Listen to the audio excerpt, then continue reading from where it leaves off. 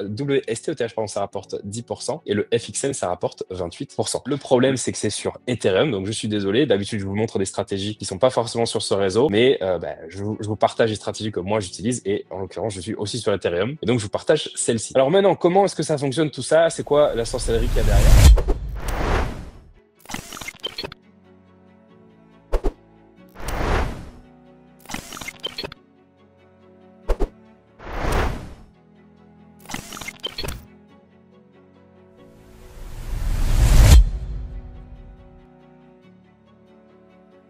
Bienvenue à toi, et donc on part pour cette seconde chronique, la stratégie DeFi.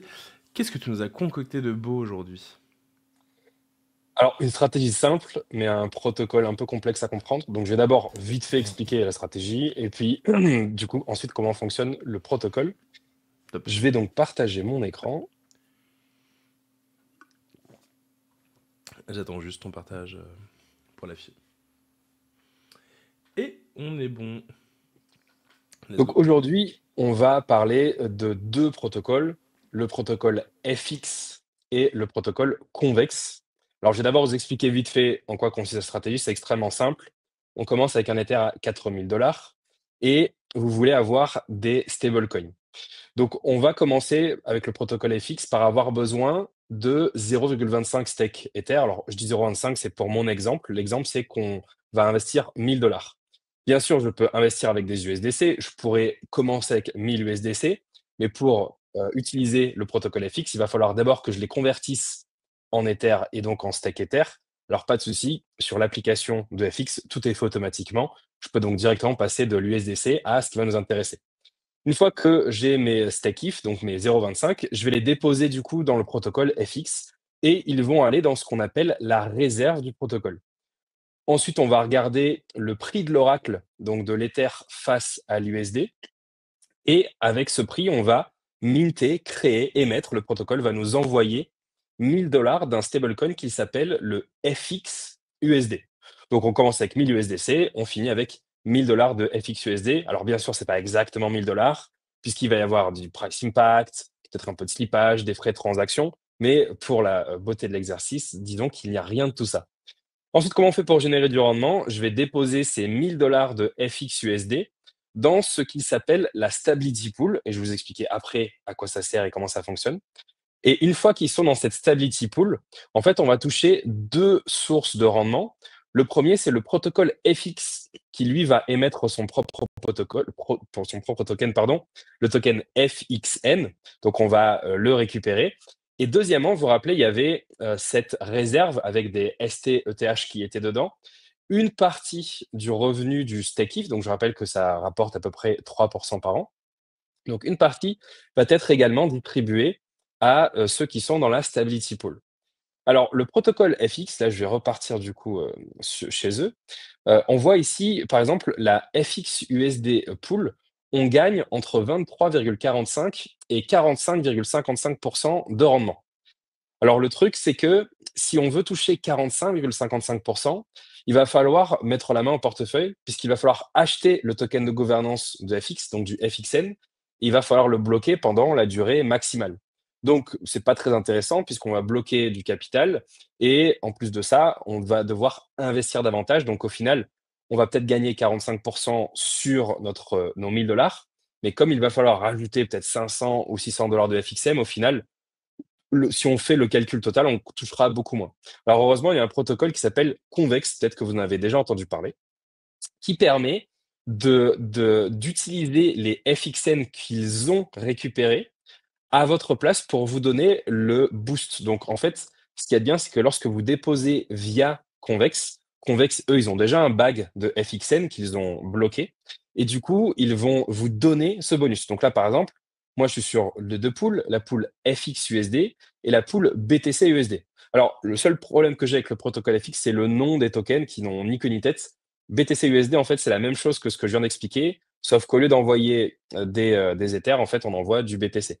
Et FX, c'est les Ethers. Personnellement, j'aurais appelé ça Ether USD et BTC USD, mais peu importe. Donc, le FX USD, c'est donc un stablecoin USD que l'on crée en vendant nos Ethers au protocole.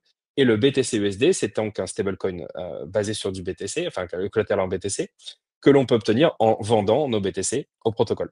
On voit que là, sur le FXUSD, il y a 39,44% de rendement. Donc, je touche pas le maximum qui est de 45, mais je touche pas le minimum. Je suis un peu entre les deux parce que Convex n'a pas la capacité aujourd'hui, malheureusement, d'avoir le bonus maximal. Sur le BTC USD, c'est beaucoup plus sympa. On est à 600%. La TVL est pas dégueulasse. On est sur du 1,6 million et du 892 000. Donc, on ne va pas la diluer à part si on dépose des montants à 6 chiffres. Et ce sont donc deux stablecoins donc, qui vont maintenir leur stabilité. Alors maintenant, pardon, j'ai oublié de rajouter, de préciser, donc comme je dis, ce qu'on touche, hein, c'est donc des WSTETH et donc des FXN. Le WSTETH, pardon, ça rapporte 10% et le FXN, ça rapporte 28%. Le problème, c'est que c'est sur Ethereum, donc je suis désolé, d'habitude, je vous montre des stratégies qui sont pas forcément sur ce réseau, mais je vous partage les stratégies que moi j'utilise et en l'occurrence, je suis aussi sur Ethereum et donc je vous partage celle-ci. Alors maintenant, comment est-ce que ça fonctionne tout ça? C'est quoi la sorcellerie qu'il y a derrière?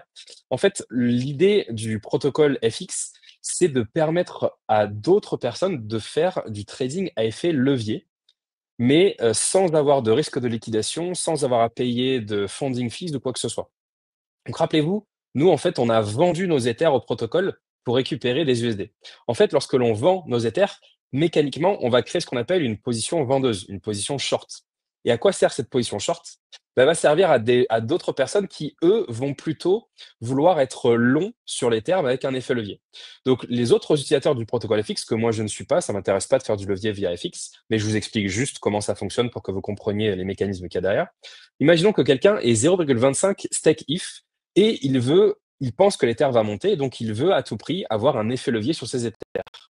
Donc vous savez que pour avoir un effet levier, il y a plusieurs possibilités. On pourrait par exemple les déposer sur AV, emprunter de l'USDC, vendre ces USDC pour acheter à nouveau de l'Ether et faire une boucle. Le problème, c'est qu'on va donc payer des taux d'intérêt qui peuvent être relativement élevés, surtout en ce moment. Et puis, il y a bien sûr un risque de liquidation si à un moment donné l'Ether chute. Donc, ce que propose FX, c'est pas de frais, donc pas de liquidation comme je dis, et pas d'intérêt. Donc, comment ça fonctionne? Le trader va déposer 0,25 STETH dans la réserve également. Donc la réserve, à un moment donné, elle contient 0,5 stake if, donc en tout 2000 $. En fait, ce qui va se passer, c'est tout simple. La personne qui a vendu ses Ethers, comme j'ai dit, elle est vendeuse. La personne qui a posé ses Ethers, elle est acheteuse. Donc qu'est-ce qui se passerait si, par exemple, l'Ether montait de 25%? Notre personne qui avait les 1000 $ d'FXUSD, peut-être qu'elle voudrait sortir du programme. Donc, ce qu'elle va faire, c'est qu'elle va renvoyer ces 1000 USD au protocole. Le protocole, cette fois-ci, va regarder le nouveau prix de l'Ether et va lui dire, bon, je vais te renvoyer 0,20 stake if, bien moins que ce qu'elle avait mis, puisque bien évidemment, elle a vendu quand l'Ether était à 4000 et elle rachète sa position quand l'Ether était à 5000. Mais ces 0,2 Ether, ça fait bien 1000 USDC. Donc cette personne-là commence avec 1000 USDC, elle sort avec 1000 USDC, pas de souci. Mais ce qui est intéressant, c'est ce qui s'est passé dans la réserve. En fait, comme elle n'a retiré que 0,20, il y a 0,05 stake if qui sont restés dans la réserve. Eh bien, vous avez bien compris que ces 0,05 if sont en fait le profit de la personne qui, elle, a voulu avoir un effet levier. Donc la personne qui, elle, avait déposé ces 0,25 stake if, elle va pouvoir retirer 0,3 stake if. Donc cette personne-là a bien eu un effet levier. Donc elle est restée exposée au prix de l'Ether. Elle a récupéré 0,3 stake if au lieu de 0,25. Il n'y a pas eu de risque de liquidation ou quoi que ce soit. Bien évidemment, si l'Ether chute, c'est l'inverse. La personne qui va vouloir récupérer ses 1000 FX, enfin vendre ses 1000 FXUSD va récupérer davantage de stake if et la personne qui avait fait un achat, bien évidemment, elle va perdre de l'argent, donc elle va récupérer moins de stake if. J'ai essayé de simplifier au maximum le protocole qui est vraiment pas très facile à comprendre, surtout quand on veut creuser toutes les mécaniques, etc. Quels sont maintenant les risques de cette stratégie? Donc, je vous ai dit qu'on allait sur la stability pool. Alors, ce qu'il y a de bien, c'est que, à part les risques habituels, risque de smart contract, risque d'oracle, etc., il n'y a pas de risque purement économique lorsque l'on est dans la stability pool. En fait, la stability pool, elle sert à quoi? Imaginez une situation dans laquelle il y a énormément de gens qui veulent du FXUSD. Donc, ils vont envoyer beaucoup d'Ether dans la réserve. Mais si malheureusement le protocole n'est pas capable d'attirer beaucoup de gens qui veulent acheter sur ce protocole, il va y avoir une sorte d'imbalance. Il y aura beaucoup plus de vendeurs que d'acheteurs. Et ça, c'est un problème pour le protocole, puisque bien évidemment, il faut qu'il y ait des acheteurs pour pouvoir absorber les mouvements de prix de l'Ether. Imaginez qu'il n'y ait que des vendeurs, que tout le monde dépose des Ethers dans le protocole en échange de récupérer du coup des FXUSD. Et imaginez que l'Ether du coup chute. Ben, le problème, c'est que les gens qui voudront revendre leur position sont censés récupérer beaucoup plus d'Ether que ce qu'ils n'avaient déposé. Or, comme il n'y a personne de l'autre côté qui est venu faire un long et qui a donc apporté du capital et que l'on peut utiliser pour du coup payer les gains de ceux qui ont vendu, bah, du coup, ça bloquerait le protocole. Donc, ce qui se passe avec la stability pool, c'est que s'il y a beaucoup trop de vendeurs et pas assez d'acheteurs, une partie de la stability pool va être vendue pour acheter des stake if. Alors, c'est un risque, ça peut être un risque pour vous, puisque vous avez commencé avec des USD, et s'il n'y a pas assez de vendeurs, comme j'ai dit, bah, une partie de la stability pool, donc une partie de vos USD, vont être vendus pour acheter l'Ether. Et c'est ça le risque que vous avez. Si vous ne voulez pas être exposé à l'Ether et que malheureusement, bah, la stability pool vous fait acheter les Ethers et que l'Ether se casse la gueule, vous perdrez de l'argent. Ça n'arrive que lorsque, comme je dis, il n'y a pas de demande. En ce moment, on est en bull market. Il y a donc forcément une forte demande sur le long et on peut surveiller en temps réel sur l'application du protocole quel est l'état de la situation. Donc voilà une stratégie qui n'est pas trop prise de tête. Encore une fois, on commence avec des USDC, on obtient des FX USD ou des BTC USD, on les dépose sur Convex et on récupère son rendement tranquillement.